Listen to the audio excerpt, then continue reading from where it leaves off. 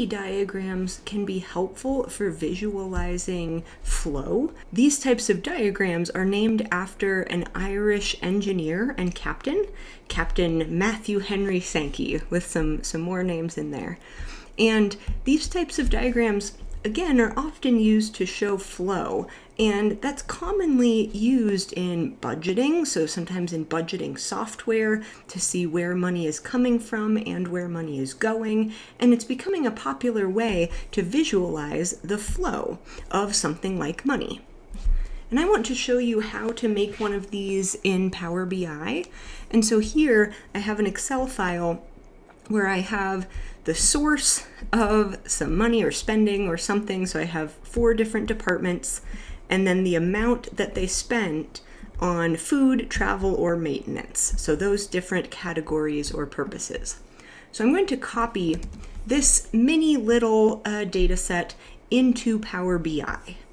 So I'm going to choose paste or manually enter data, and then I'm going to paste in that data that we had. And it says use first row as headers, and I do want to use that first row as headers, so I'm going to select that. And then down at the bottom, instead of auto create report, I want create a blank report.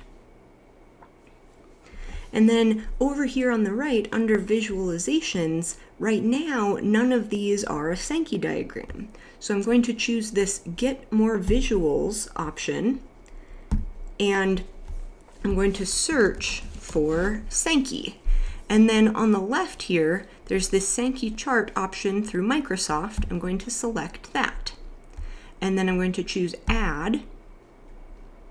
Now, underneath all of these charts, there's a Sankey option. So I'm going to click on that, and then I'm going to make this bigger, but right now it's entirely blank.